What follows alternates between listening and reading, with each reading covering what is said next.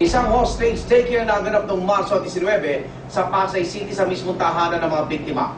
Nakapasok ang isang lalaki may dalang patalin. Mabala mga ikan, sensitibo at maselan po ang mga susunod na eksena.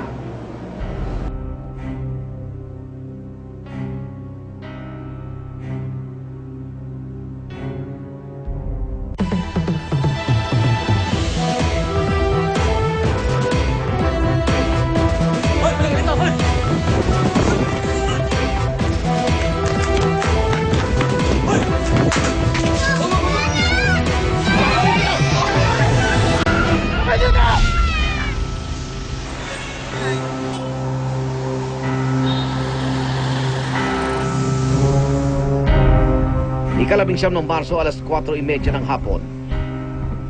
Isang lalaking tinatayang edad 30 pataas ang di umano'y nag-aamok at palakad-lakad sa FP Harrison sa Pasay City. Ngayon, yung mga bystander, yun nga sabi nila, yung tao naghahamok daw, may hawak na kutsilyo, sabi.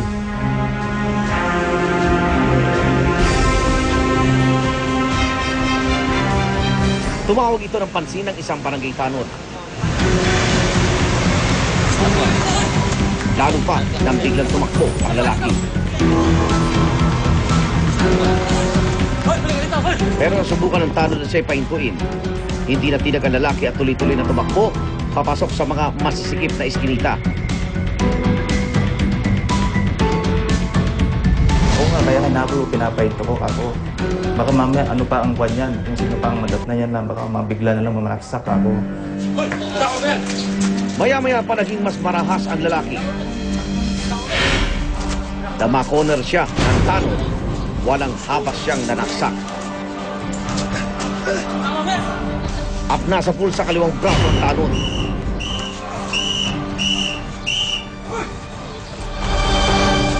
Lagyan mo ng kwan, sabi ko dun sa isang kasama, sige sir, paramin to. Ako, sabi niya, yun na, pinas-edan mo na, lagyan namin parang pansamantalang yung parang tela, pinagpunit ng tela, para lang yung bleeding ng kwan niya, yung dugo niya.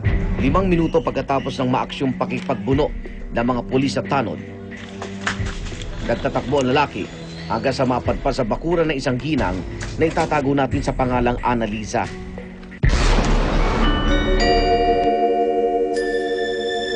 May bahid na raw ng dugo ang damit ng lalaki mula sa di umano'y pananaksak niya sa tanod. Natumba rin daw ang suspect dahil na rin sa walang humpay na pagtakbo. Oh, ano nangyari sa'yo? Dahil wala silang alam sa pinanggalingan ng suspect, nagmalasakit pa raw ang lolo ng mga anak ni Annalisa para tulungang makatayo ang suspect. Wala silang kamalay-balay na ito na pala ang taong maglalagay sa kanilang mga buhay sa malaking panganib. Nasa labas ako. Bumibili ako ng merienda ng anak ko. Tapos yung pagbalik ko nga, nakita ko na lang yung lalaki na duguan yung ulo niya. Tapos yung kutsilyo niya, may dugo na rin. Alas 4:35 ng hapon, matapos siyang tulungan ng pamilya ni Annalisa, biglang nag-iba ng timpla ang suspect at nagdeklara ng hostage. Ano nangyari sa'yo?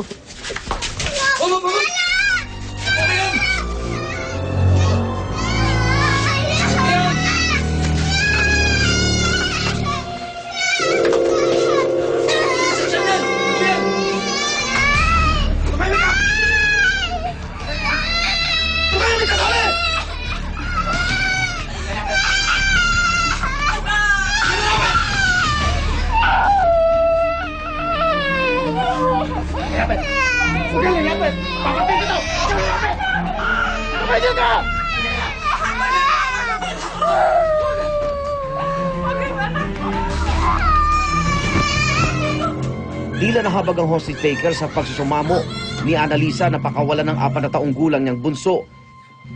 Pero simula pa lang pala ito ng kanyang kalbaryo.